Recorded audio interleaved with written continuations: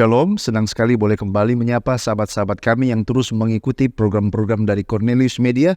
Kembali lagi kita akan mempelajari pelajaran sekolah sahabat kita, dan saya berharap bahwa kita telah mempersiapkan diri dengan mempelajari pelajaran sekolah sahabat di tempat kita masing-masing. Saya Pendeta Edward Taliwongso, ditemani oleh hamba-hamba Tuhan Pendeta Jerry Mangirongkonda dan Pendeta Widodo Purwanto. Kita sudah tiba di pelajaran yang ke-13, mengobarkan perdamaian. Sebelum kita masuk lebih dalam, mari kita tunduk kepala dan kita berdoa. Bapa kami, Allah yang Maha Baik, terima kasih Tuhan untuk kasih setiamu. Terima kasih sampai pada saat ini.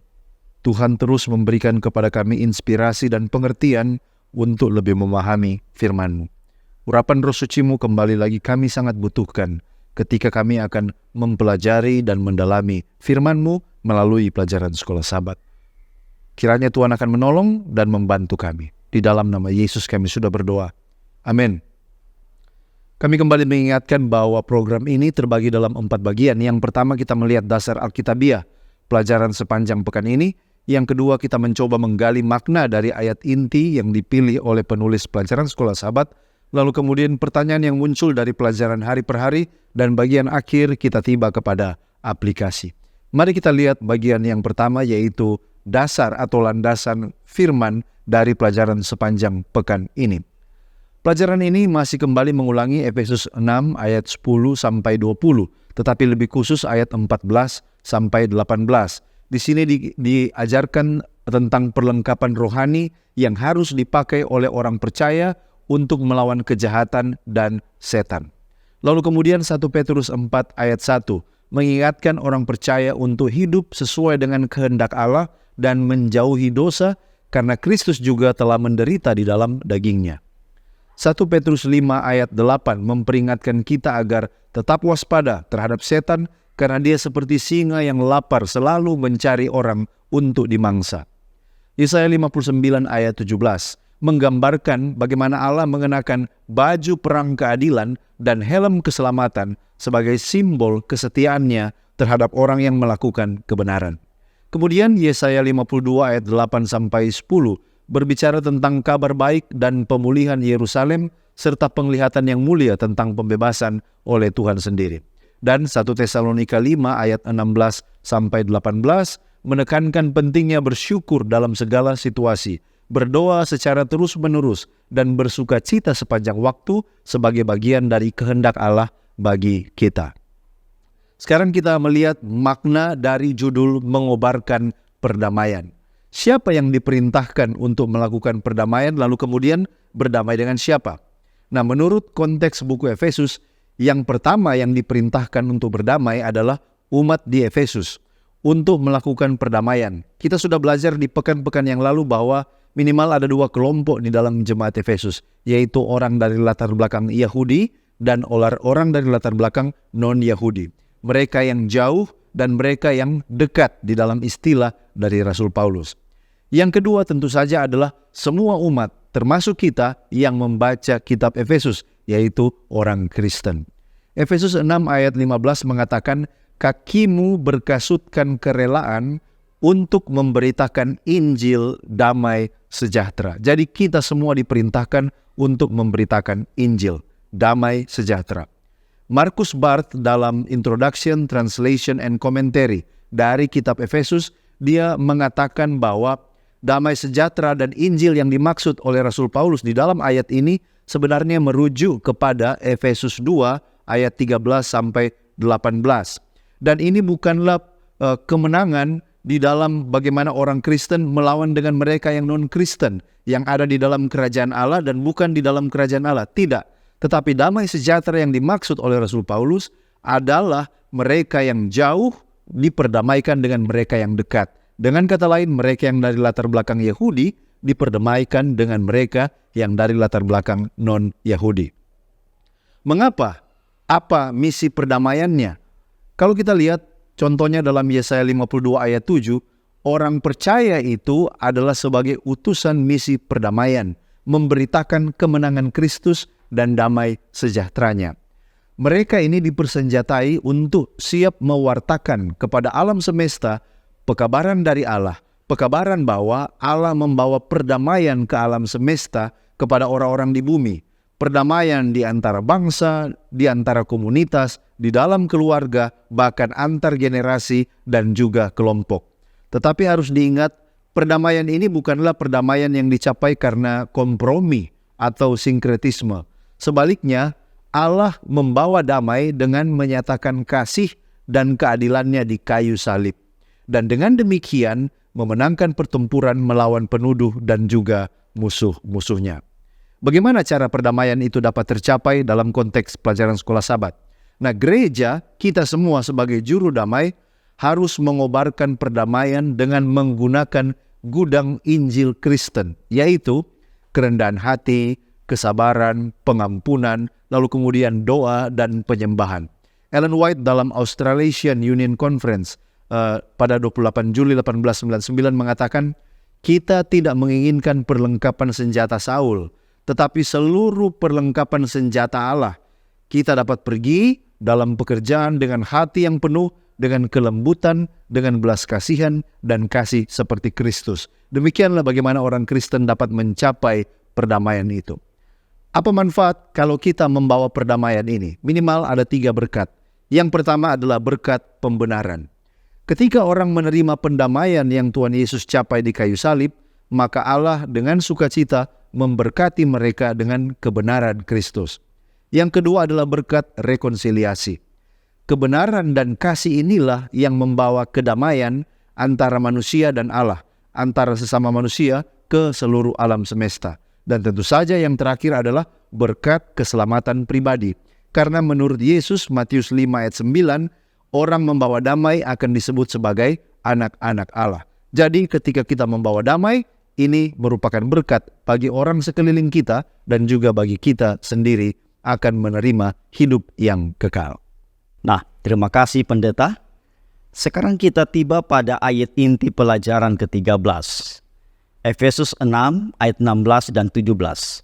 Dalam segala keadaan pergunakanlah perisai iman, sebab dengan perisai itu kamu akan dapat memadamkan semua panah api dari si jahat, dan terimalah ketopong keselamatan dan pedang roh, yaitu firman Allah. Setelah kita membaca ayat ini, timbul pertanyaan, apa maksud dan tujuan ayat ini? Seperti yang sudah kita pelajari pada pekan yang lalu, Paulus menuliskan perikop Efesus 6 ayat 10-20 dengan ajakan kepada orang percaya untuk berdiri tegap, siaga, dan mengenakan senjata Allah yang dirujuk dari perlengkapan senjata prajurit Romawi yang menggambarkan senjata Allah yang memberi perlindungan bagi orang percaya dari serangan musuh. Nah, pada bagian akhir perikop Efesus 6 ayat 10-20, Rasul Paulus mengadopsi kemenangan dalam perang Yunani dan Romawi, yaitu bergantung pada kerjasama prajurit dalam militer, terutama dukungan mereka terhadap sesama prajurit ketika di medan pertempuran. Individualisme dalam pertempuran adalah fatal. Jadi, perikop Efesus 6 ayat 10-20 tidak menggambarkan seorang pejuang yang menyendiri dan sendirian menghadapi musuh. Sebaliknya, Paulus menyebut gereja sebagai tentara yang bersatu dengan misi perdamaian melalui Injil, damai sejahtera, dan mengenakan seluruh perlengkapan senjata Allah dalam medan pertempuran rohani. Nah, teks pada pelajaran ke-13 ini menekankan pada 4 senjata secara harafiah. Apa saja itu? Pertama, perisai, panah api, ketopong, dan pedang. Inilah yang akan kita dalami dengan melihat arti dan kegunaannya secara rohani. Sekarang mari kita ikuti pertanyaan. Apa pengertian pergunakanlah perisai iman? Untuk dapat mengerti frasa ini, kita harus tahu dulu apa arti atau apa itu perisai. New American Standard Bible Lexicon nomor 2375 menerangkan tentang perisai. Istilah perisai didasarkan pada kata kuatereos, kuatureos, dari akar kata tureos, yang merujuk pada perisai legiun Romawi yang bentuknya persegi panjang yang besar, dibuat dari kayu dan ditutupi dengan kulit. Perisai ini ketika direndam dalam air dapat memadamkan semua panah api. Perisai itu cukup besar sehingga memberikan perlindungan penuh dari serangan musuh. Nah, dalam Efesus 6 ayat 16, kata perisai didasarkan pada kata tireos yang memiliki arti perisai seluruh tubuh. Dan kata tireos hanya digunakan dalam ayat ini yang menunjuk pada karya iman kepada Allah yang melindungi orang percaya.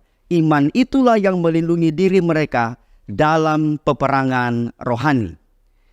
SDI Bible Commentary Jilid 6 halaman 1045 menyebutkan iman seperti perisai yang diangkat untuk menangkap panah-panah yang berapi-api. Iman pula yang memampukan seseorang untuk bertahan dan menang di medan pertempuran. Terlebih lagi, tanpa iman tidak mungkin kita berkenan kepadanya. Ibrani 11 ayat 6. Jadi, pengertian dari frasa pergunakanlah perisai iman artinya kita memiliki iman kepada Allah dan Allah sendiri adalah perisai yang kita imani dan akan terus melindungi diri kita dari serangan musuh. Kemudian kita bertanya lagi, apa arti panah api? SDI Bible Commentary volume 6 halaman 1045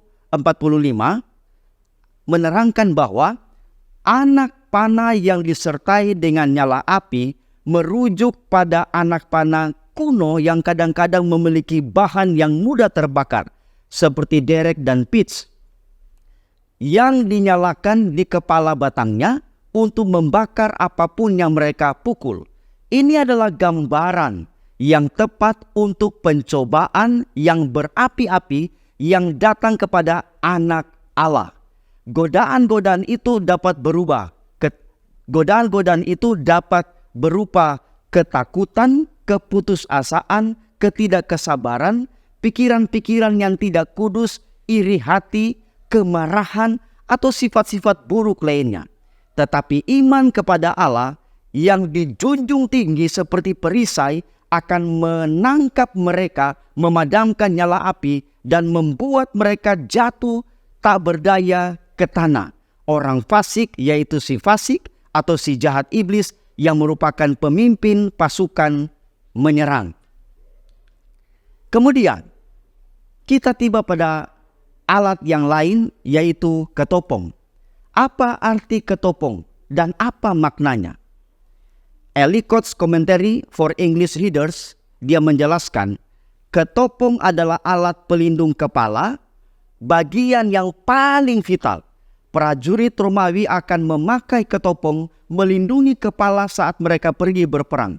Secara konkret, ketopong adalah gambaran tentang keselamatan dari juru selamat. Firman Tuhan sebutkan di dalam 1 Tesalonika 5 ayat 8. Tetapi kita yang adalah orang-orang siang, baiklah kita sadar berbaju sirakan iman dan kasih dan berketopongkan pengharapan keselamatan. Jadi, dapat kita simpulkan bahwa ketopong adalah gambaran dari keselamatan dan pengharapan terhadap Yesus Kristus melalui karya penebusan. Nah, sekarang kita tiba pada alat yang keempat, yaitu pedang. Apa pengertian pedang dan apa maknanya dalam teks ini? Boles Kenneth dalam buku Galatians and Ephesians mengomentari ayat ini, dia sebutkan seperti ini. Pedang adalah senjata andalan prajurit Roma. Bentuknya pendek namun sangat tajam. Sangat efektif ketika perang jarak dekat atau duel. Paulus menggunakan pedang prajurit Roma sebagai metafora terhadap firman Allah dirujuk dari Efesus 6 ayat 17.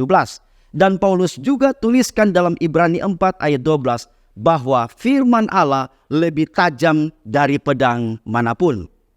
Kemudian Ellen G. White saksikan dalam buku Amazing Grace jilid 2 halaman 35, Allah telah menyediakan sarana yang berlimpah untuk peperangan yang sukses melawan kejahatan yang ada di dunia.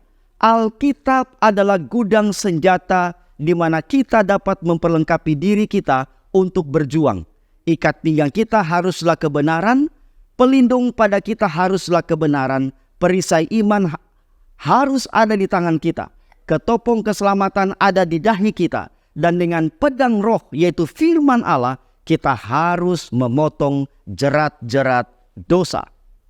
Dengan melihat catatan di atas, dapat disimpulkan bahwa pedang adalah simbol firman Tuhan yang dapat memotong dosa-dosa kita agar kita bersih melalui pekerjaan Roh Kudus. Selama kita memiliki firman Allah, kita dilindungi oleh firman tersebut.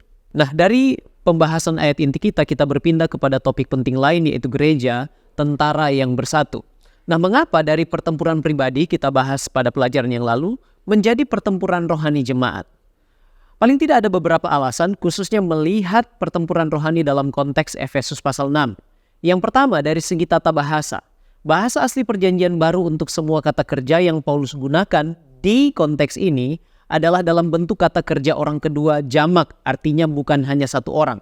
Ini merujuk pada seluruh pasukan, dalam hal ini jemaat atau gereja di Efesus. Salah satu contohnya adalah dalam Efesus 6 ayat yang ke-11. Kenakanlah perlengkapan senjata Allah. Kata put on, perintah kenakanlah, kata Yunaninya endusaste, yang adalah kata kerja imperatif orang kedua, plural, bukan satu orang.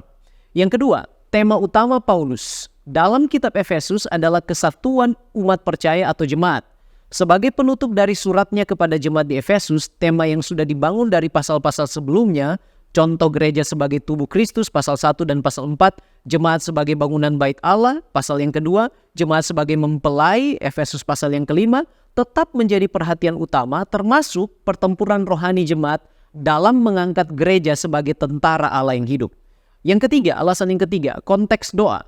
Di bagian terakhir dari perikop, Paulus menasihatkan untuk berdoa bagi semua orang kudus, Efesus pasal 6 ayat yang ke-18. Bukan doa bagi diri sendiri. Jadi konsepnya adalah jemaat harus saling mendoakan.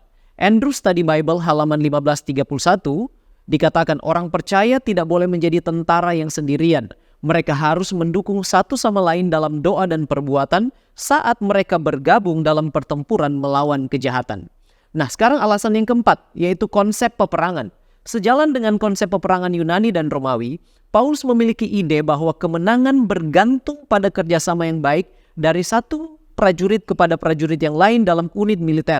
Efesus 3 ayat 10, supaya sekarang oleh jemaat diberitahukan pelbagai ragam hikmat Allah kepada pemerintah-pemerintah dan penguasa-penguasa di sorga. Dan yang terakhir adalah menyangkut misi, gereja atau jemaat.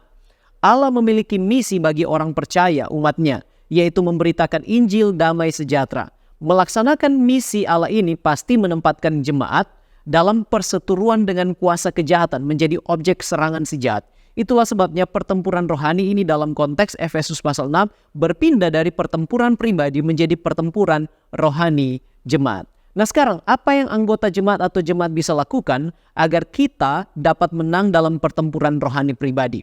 Paling tidak ada beberapa hal yang perlu dilakukan. Yang pertama, mengenakan seluruh perlengkapan senjata Allah.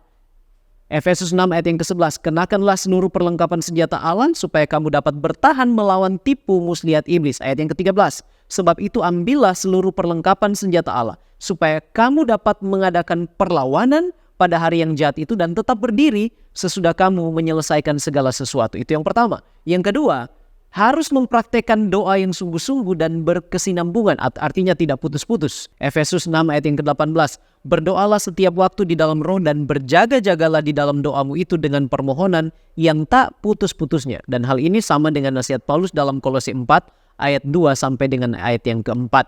Nah sekarang yang ketiga, menjaga kesatuan. Jemaat harus menjaga kesatuan. Dikatakan di dalam Spalding and Megan Collection, Ellen White, halaman 121, seorang prajurit dalam pertempuran akan menjadi bingung dan lemah kecuali semua bekerja bersama. Persatuan adalah kekuatan. Beberapa jiwa yang bertobat bertindak dalam harmoni, bertindak untuk satu tujuan yang besar, di bawah satu kepala akan mencapai kemenangan di setiap pertemuan. Ini luar biasa. Dan yang keempat, yang terakhir adalah memiliki iman. 1 Yohanes pasal 5 ayat yang keempat dikatakan, dan inilah kemenangan yang mengalahkan dunia. Apa? Iman kita. Baik, terima kasih pendeta. Sekarang kita melihat tentang perlengkapan senjata Allah. Sesungguhnya ada 6 perlengkapan senjata Allah yang disebutkan oleh Rasul Paulus. Yang pertama adalah ikat pinggang kebenaran, yang kedua adalah baju zirah keadilan, yang ketiga kasut kerelaan untuk memberitakan Injil, yang keempat perisai iman, yang kelima ketopong atau helm keselamatan, dan yang keenam adalah pedang roh yaitu firman Allah. Pertanyaan selanjutnya adalah mengapa ada perlengkapan senjata Allah? Apa tujuan pemberiannya? Nah, perlengkapan senjata ini dibutuhkan karena memang ada pertempuran yang tidak kasat mata, tapi dampaknya kelihatan. Peperangan rohani yang terjadi di sekeliling orang percaya. Tujuan dari pemberian perlengkapan senjata ini adalah untuk mencapai beberapa hal. Yang pertama adalah untuk melawan kekuatan jahat. Paulus menyadari bahwa kita berada dalam pertempuran rohani melawan kekuatan setan, dan perlengkapan ini diperlukan supaya kita dapat melawan pengaruh jahat yang ingin menggoyahkan iman dari orang Kristen. Yang kedua adalah kekuatan di dalam Kristus. Perlengkapan senjata Allah ini adalah lambang kekuatan di dalam Kristus. Dengan kita mengenakan perlengkapan ini, itu artinya kita mengandalkan kekuatan dan kasih karunia Allah untuk melindungi dan memimpin kita. Dari mana perlengkapan senjata ini kita peroleh? Nah, kita harus mengetahui satu hal bahwa perlengkapan senjata ini adalah pemberian Allah. Tetapi ada cara-cara di mana orang Kristen layak untuk memperoleh perlengkapan senjata itu. Ellen White dalam buku This Day with God halaman 196 mengatakan, "Ingatlah bahwa bukan karena kelayakan kita menerima berkat-berkat sorga, tetapi karena kelayakan Kristus dan penerimaan kita melalui iman kepadanya akan kasih karunia Allah yang berlimpah." Jadi, perlengkapan senjata ini termasuk karunia dari sorga diberikan kepada kita, tetapi kita terima itu dalam iman kita kepada Tuhan. Seorang Kristen dapat memperoleh perlengkapan senjata Allah melalui beberapa cara. Yang pertama yaitu beriman di dalam Kristus. Ini adalah yang pertama dan yang terpenting. Kalau kita memiliki iman yang kuat di dalam Yesus Kristus sebagai juru selamat dan Tuhan secara pribadi, ini adalah fondasi dari semua perlengkapan rohani kita. Yang kedua, mempelajari Alkitab. Kalau kita meneliti dan memahami firman Allah, ini akan menjadi kunci untuk mendapatkan pengetahuan tentang kebenaran, tentang keadilan, tentang iman. Dan dengan mempelajari Alkitab, dengan tekun kita dapat mengisi diri kita dengan prinsip-prinsip rohani dan tidak mudah dikalahkan oleh setan. Yang ketiga, untuk menerima perlengkapan senjata Allah yaitu dengan berdoa. Doa ini adalah alat komunikasi kita dengan Allah. Melalui doa, kita meminta dan kita menerima. Kita menerima bimbingan, kita menerima hikmat dan juga kekuatan rohani. Lalu kemudian, kehidupan yang benar. Kita harus hidup sesuai dengan prinsip-prinsip kebenaran dan keadilan. Dan kalau kita melakukannya, kita dapat diperlengkapi dengan senjata Allah. Dan yang kelima, terlibat di dalam pelayanan dan penginjilan. Ketika kita membagi Injil, maka kita juga semakin dikuatkan dan diperlengkapi. Apa arti ikat pinggang kebenaran di dalam konteks ini? Nah, Craig Keener dalam tafsiran latar belakang Alkitab Perjanjian Baru mengatakan bahwa ikat pinggang ini adalah sebuah sabuk atau merujuk kepada celemek kulit di bawah baju sirah kepada sabuk logam yang melindungi perut bagian bawah. Dan menurut Skeffington bahwa orang yang memakai sabuk yang diikatkan erat di pinggang menandakan bahwa sang prajurit telah siap untuk beraksi. Sementara mereka yang melonggarkan ikat pinggang berarti tidak siap bertugas. Apa artinya? Artinya di sini adalah ini mengacu kepada hidup yang benar, integritas dalam hidup kita, menjalani hidup sesuai dengan kebenaran Allah kapan saja, selalu siap. Tidak pernah didapati bahwa orang Kristen melanggar hukum Allah atau hidup tidak sesuai dengan panggilan. Kapan saja mereka selalu siap karena mereka memiliki ikat pinggang kebenaran, artinya hidup yang berintegritas. Lalu kemudian, baju zirah keadilan. Kata keadilan di dalam bahasa Indonesia sebenarnya diterjemahkan dari dikaiosune yang artinya kebenaran. Jadi, Craig Kinner kembali lagi berkomentar bahwa baju sirah itu biasanya terdiri dari kulit yang dilapisi dengan logam untuk melindungi dada di dalam pertempuran. Nah, pelindung dada ini untuk menutupi organ vital yaitu jantung. Nah, sama seperti baju sirah itu melindungi organ vital, demikian juga baju sirah keadilan ini akan melindungi organ vital rohani dari seorang prajurit Kristen supaya mereka tidak mudah dilumpuhkan oleh kuasa kegelapan. Nah, sekarang kita tiba pada pertanyaan penting lainnya. Apa pengertian memakai kasut? Seperti yang kita sudah pelajari bersama bahwa seorang prajurit Romawi akan selalu memakai kasut bila berperang. Kasut yang mereka pakai, solnya berlapis-lapis dengan sebuah paku sepatu yang kasar, membantu prajurit tidak goyah di atas tanah agar tetap boleh berdiri. Efesus 6 ayat 11, ayat 13, dan ayat 14. Paulus menjelaskan kasut militer ini dengan bahasa dari Yesaya 52 ayat 7 yang memperlihatkan momen ketika seorang pembawa berita yang kelihatan dari puncak bukit-bukit yang membawa berita kabar baik serta utusan yang membawa berita kemenangan. Yesaya 52 ayat 8 dan ayat 10. Pada bagian ini, Paulus mengajak orang percaya untuk menjadi juru kabar Allah. Saya ulangi, juru kabar Allah mengobarkan perdamaian, gantinya mengambil senjata, lalu memerangi musuh-musuh atau orang-orang yang ada di sekeliling kita. Umat percaya memiliki misi, dan misi itu adalah kabar perdamaian yang membawa damai sejahtera kepada setiap orang. Nah, dalam bukunya God's Amazing Grace, halaman 32, Ellen G. White menyaksikan, Injil adalah sebuah pesan perdamaian. Jika diterima dan ditaati, akan menyebarkan kedamaian, harmoni, dan kebahagiaan di seluruh bumi. Agama Kristus akan menyatukan dalam persaudaraan yang erat. Semua orang akan menerima ajaran-ajarannya. Manusia tidak dapat menciptakan perdamaian. Satu-satunya kekuatan yang dapat menciptakan atau mengabadikan damai sejahtera yang sejati adalah kasih karunia Kristus. Ketika hal ini ditanamkan dalam hati, hal ini akan mengusir hawa nafsu jahat yang menyebabkan perselisihan dan pertikaian. Ya, terima kasih pendeta. Nah, kita lanjut dengan perlengkapan senjata Allah, yaitu perisai, ketopong, dan pedang. Nah, apa yang dimaksud dengan perisai? Yaitu iman, ketopong keselamatan, pedang roh, dan firman Allah. Perisai ini dalam peperangan adalah merupakan alat pertahanan dan perlindungan bagi seorang prajurit, sebab dalam pertempuran tidak bisa dielakkan serangan senjata musuh itu boleh dapat mengena. Perisai prajurit Roma menurut Seventh-day Adventist Bible Commentary dibuat cukup besar untuk bisa dapat melindungi seluruh tubuh prajurit itu. Nah, sekarang kita bahas tentang iman. Iman, bila merujuk pada definisi Alkitabiah, Ibrani pasal yang ke-11 ayat yang pertama, dikatakan iman adalah dasar dari segala sesuatu yang kita harapkan dan bukti dari segala sesuatu yang tidak kita lihat.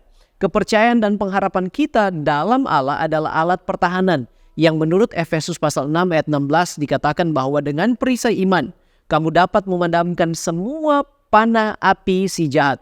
Seventh-day Adventist Bible Commentary volume 6 halaman 1045 katakan, di bawah dampak pencobaan dalam bentuk apapun, imanlah yang memulihkan kepercayaan diri dan memampukan seseorang untuk melanjutkan pertempuran. Yang kedua, mari kita bahas tentang ketopong. Ketopong adalah alat perlindungan bagian kepala yang menurut Seventh-day Adventist Bible Commentary adalah bagian yang paling vital yang harus dilindungi karena di sanalah pusat kehendak dan kecerdasan seseorang. Ketopong itu adalah ketopong keselamatan, atau menurut 1 Tesalonika pasal 5 ayat 8, ketopong pengharapan keselamatan. Keselamatan apa? Keselamatan dari dosa dan penghukumannya, yaitu upah dosa adalah maut. Nah, adalah merupakan sebuah kebodohan bila seorang prajurit maju ke medan perang tanpa menggunakan ketopong atau helm yang melindungi kepalanya. Ekspresi ini diungkapkan juga dalam 1 Petrus pasal yang pertama ayat 8 dan 9 dikatakan, sekalipun kamu belum pernah melihat dia, namun kamu mengasihinya, Kamu percaya kepada Dia sekalipun kamu sekarang tidak melihatnya. Kamu bergembira karena sukacita yang mulia dan yang tidak terkatakan karena kamu telah mencapai tujuan imanmu, yaitu keselamatan jiwamu. Artinya apa? Artinya bila semua orang punya pengharapan tentang keselamatan, maka mereka akan tetap bertahan setia di tengah-tengah pertempuran yang hebat, bahkan setia sampai mati. Wahyu 2 ayat 10 katakan, setia sampai mati dan kepadamu akan dikaruniakan mahkota kehidupan. Selanjutnya, yaitu tentang pedang roh dan firman Allah. Apa maksudnya ini? Mari kita baca Ibrani pasal yang keempat ayat yang ke-12. Ibrani 4 ayat yang ke-12 dikatakan, sebab firman Allah hidup dan kuat dan lebih tajam daripada pedang bermata dua manapun. Ia menusuk amat dalam sampai memisahkan roh dan jiwa, sendi-sendi dan sumsum. Ia sanggup membedakan pertimbangan dan pikiran hati kita. Inilah bagian pertahanan kita untuk kita boleh terlindung dari serangan si jahat. Nah sekarang, bagaimana memperoleh dan mempertahankan iman dan keselamatan? Yang pertama, kita perlu membaca firman Tuhan. Kenapa? Roma 10 ayat 17 katakan, jadi iman timbul dari pendengaran dan pendengaran oleh firman Kristus. Yang kedua, kita harus percaya, bukan hanya sekedar membaca. Rajin membaca tanpa adanya kepercayaan adalah sia-sia. Yohanes 5 ayat 39 dan 40 contohnya. Kamu menyelidiki kitab-kitab suci sebab kamu menyangka bahwa olehnya kamu mempunyai hidup yang kekal. Tetapi walaupun kitab-kitab suci itu memberi kesaksian tentang aku, namun kamu tidak mau datang kepadaku untuk memperoleh hidup yang kekal. Sebaliknya, Yohanes pasal 20 ayat 31 katakan, tetapi semua yang tercantum di sini telah dicatat supaya kamu percaya bahwa Yesuslah Mesias anak Allah dan supaya kamu oleh imanmu memperoleh hidup dalam namanya. Yang ketiga, menjadi pelaku firman Tuhan. Yakobus pasal 1 ayat 22, tetapi hendaklah kamu menjadi pelaku firman dan bukan hanya pendengar saja, sebab jika tidak demikian kamu menipu diri sendiri. Sama dengan Wahyu 1 ayat yang ketiga, berbahagialah ia yang membacakan dan mereka yang mendengarkan kata-kata nubuat ini dan yang menuruti apa yang ada tertulis di dalamnya, sebab waktunya sudah dekat. Dan yang terakhir, yang perlu dilakukan adalah berfokus pada perkara-perkara yang kekal. 2 Korintus pasal 4 ayat yang ke-16 memberi motivasi tentang hal ini. Bahwa walaupun kita menderita penderitaan di dunia ini, kalau pengharapan dan fokus kita adalah perkara yang kekal, maka kita akan dapat bertahan dalam peperangan. Sekarang kita menyoroti tentang doa di dalam Efesus 6 ayatnya yang ke-18. Bagaimana berdoa dengan roh itu sebenarnya? Minimal ada 4 yang saya bisa bagikan tentang berdoa di dalam roh. Yang pertama yaitu berdoa dengan tidak jemu-jemu. Lukas 18 ayat 1 sampai 8. Yang kedua, menyatakan keinginan kita di hadapan Allah dengan sikap bersyukur. Filipi 4 ayatnya yang ke-6. Yang ketiga, memiliki iman bahwa berdoa itu adalah bagian dari kekuatan untuk peperangan rohani. Artinya, kurang berdoa, kurang kuasa untuk menghadapi musuh. Kita harus percaya bahwa doa itu adalah bagian dari kekuatan kita. Kolose 4 ayatnya yang kedua. Dan yang keempat, doa diiringi dengan sikap sukacita Kristen. Mengetahui bahwa Allah sementara mempersiapkan jawaban doa karena kita telah berdoa seperti yang dikehendaki oleh Allah. 1 Tesalonika 5 ayat 16 sampai yang ke-18. Apa maksud berjaga-jaga di dalam doa? Minimal ada beberapa hal yang dapat saya bagikan tentang makna berjaga-jaga di dalam doa. Yang pertama, ketekunan dalam berdoa. Berjaga-jaga dalam doa berarti tidak hanya berdoa sesekali atau saat kesulitan saja, tetapi secara teratur dan secara tekun. Dengan demikian doa menjadi bagian integral dari kehidupan sehari-hari. Yang kedua, kesadaran bahwa ada pertempuran rohani di sekeliling kita. Ini mencerminkan kesadaran bahwa kita berada di dalam pertempuran rohani dan kebutuhan kita untuk selalu berhubungan dengan Allah melalui doa. Setan tidak pernah berhenti menggoyahkan iman kita dan doa adalah cara kita untuk mempertahankan koneksi hubungan kita dengan Allah. Yang ketiga, berdoa untuk permohonan pribadi dan juga untuk orang lain. Dalam doa yang tekun, kita bisa memohon untuk kebutuhan pribadi kita, juga untuk kebutuhan orang lain dan dunia di sekitar kita. Karena melalui doa kita meminta bimbingan, kekuatan, dan perlindungan rohani. Dan yang keempat, bagaimana caranya kita berdoa di dalam roh? Mengenakan perlengkapan rohani. doa juga membantu kita untuk mengaktifkan perlengkapan senjata yang Allah telah sebutkan di pasal 6. Seperti kebenaran, keadilan, iman, dan sebagainya. Dengan kita berdoa, maka semua perlengkapan senjata yang Tuhan sudah berikan diaktifkan untuk melawan kuasa kegelapan.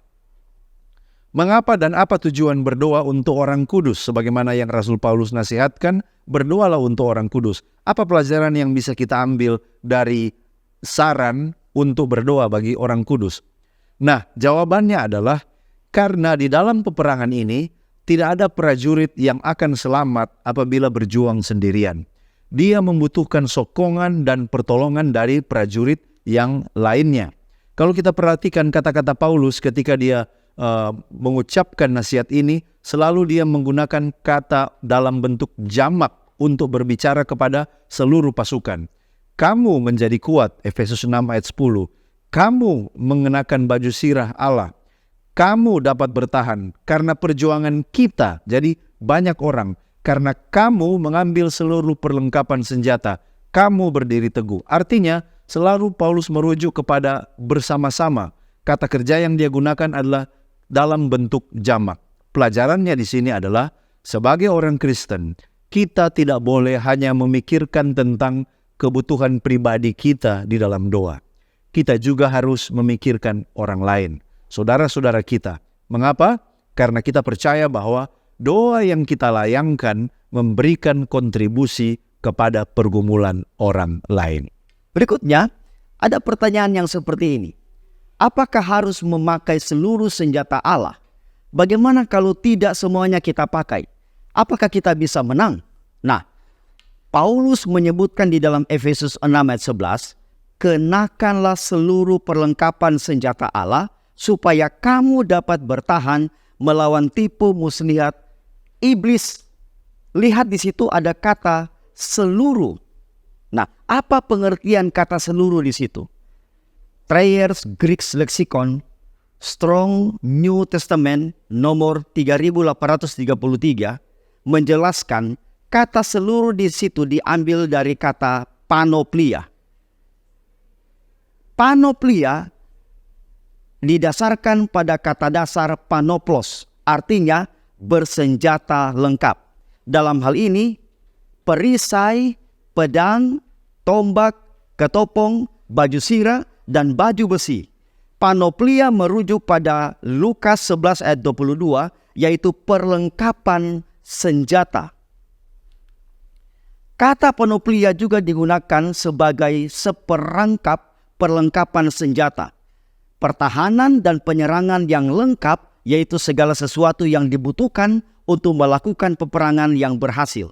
Secara rohani, itu adalah sumber daya lengkap yang diberikan Tuhan kepada orang percaya sehingga mereka dapat berhasil melakukan peperangan rohani. Nah, kemudian pertanyaan penting di akhir. Apa hubungan perlengkapan senjata Allah dengan perdamaian dan musuh rohani? Rasul Paulus di dalam buku Efesus menyebutkan ada 8 kali menyoroti damai, kata damai di kitab Efesus. Ia menyatakan perdamaian itu adalah pekerjaan Kristus. Damai sejahtera Kristuslah yang telah menyatukan orang Yahudi dan orang bukan Yahudi dalam manusia baru. Efesus 2 ayat 15. Dengan menghidupkan dan memberitakan Injil Kristuslah damai itu dirasakan dan dibagikan. Gereja yang telah dilengkapi dengan senjata Allah akan mengobarkan perdamaian yang membawa damai sejahtera. Dengan demikian, orang percaya, walaupun sudah dilengkapi dengan senjata Allah, mereka juga harus membagikan damai sejahtera itu kepada orang lain, agar mereka juga boleh menikmati bagaimana kedamaian di dalam Kristus. Nah, sebagai penutup dan juga aplikasi dari apa yang kita pelajari bersama, apa peran gereja agar kita dapat mempertahankan perlengkapan senjata Allah secara pribadi? Yesaya 56 ayat yang ke-7 bagian terakhir dikatakan, sebab rumahku akan disebut rumah doa bagi segala bangsa. Gereja harus berperan terus menjadi rumah doa bagi umat, agar umat Allah dapat terus mempertahankan perlengkapan senjata Allah. Mengapa bisa demikian? Dikatakan di dalam Testimonies volume 8 halaman 298. teruslah berdoa untuk hujan akhir, menerima kuasa Roh Kudus, melaksanakan misi yang diberikan kepada gereja yang tersisa dalam kontroversi atau pertentangan yang besar, dan menyambut juru selamat kita pada saat kedatangannya kembali.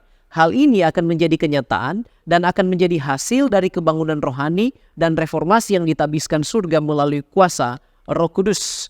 Gereja atau jemaat yang terus menjadi rumah doa akan mempersiapkan umat menerima kecurahan Roh Kudus yang akan memampukan mereka tetap dapat mempertahankan perlengkapan senjata Allah dan kemudian juga menjalankan misi mengobarkan Injil damai sejahtera. Andrews Study Bible halaman 1531 mengatakan, meskipun digambarkan sebagai tentara, peran gereja yang sebenarnya adalah untuk memberitakan Injil perdamaian. Dan Nyonya White tekankan, tanpa kuasa Roh Kudus dan kuasa Allah akan berada di dalam kesia-siaan ketika kita bekerja untuk mengatakan atau mengabarkan kebenaran. Testimonies volume 5 halaman 158. Nah, dikatakan selanjutnya di dalam buku That I May Know Him halaman 330, Roh Kudus sedang menantikan saluran-saluran yang melaluinya ia bekerja. Roh Allah akan dicurahkan ke atas gereja segera setelah bejana-bejana dipersiapkan untuk menerimanya. Artinya, gereja harus menjadi tempat untuk umat melakukan persiapan, bersedia untuk kecurahan roh hujan akhir. Oleh roh itulah Kristus berdiam di dalam kita, dan roh Allah yang diterima di dalam hati oleh iman adalah permulaan dari hidup yang kekal. The Desire of Ages halaman 388. Nah, sekarang apa maksud perdamaian bagi pribadi? Apakah kita kompromi dengan roh jahat? Mari kita lihat. Ada misi dari pasukan tentara Allah. Mereka dipersenjatai dan siap untuk mewartakan kepada alam semesta sebuah pekabaran dari Allah. Pekabaran bahwa Allah membawa perdamaian ke alam semesta, kepada orang-orang di bumi, perdamaian di antara bangsa-bangsa, perdamaian dalam komunitas, dalam keluarga, atau antar generasi dan kelompok. Tetapi perdamaian ini bukanlah perdamaian yang dicapai karena kompromi atau sinkretisme, di mana semua pihak yang bertikai mengamankan penerimaan sebagai dari pandangan, nilai, atau proyek mereka sendiri. Sebaliknya, Nyonya White katakan di dalam Review and Herald, Mei 8, 1888, perjuangan kita bukanlah melawan darah dan daging, tetapi melawan pemerintah-pemerintah, melawan penguasa-penguasa, melawan penghulu-penghulu dunia yang gelap ini, melawan roh-roh jahat di udara. Jika kita mau meletakkan senjata kita, menurunkan panji-panji yang berlumuran darah, menjadi tawanan dan hamba iblis, kita dapat dibebaskan dari konflik dan penderitaan. Tetapi kedamaian ini hanya akan diperoleh dengan kehilangan Kristus dan surga. Kita tidak dapat menerima perdamaian dalam kondisi seperti itu. Biarlah perang sampai akhir sejarah bumi daripada perdamaian melalui kemurtadan dan dosa. Dan dikatakan di dalam Testimonies volume 7 halaman 14 yang terakhir, mereka yang menempatkan diri mereka di bawah kendali Allah untuk dipimpin dan dibimbing olehnya akan melihat dengan jelas peristiwa-peristiwa yang telah ditetapkannya untuk terjadi.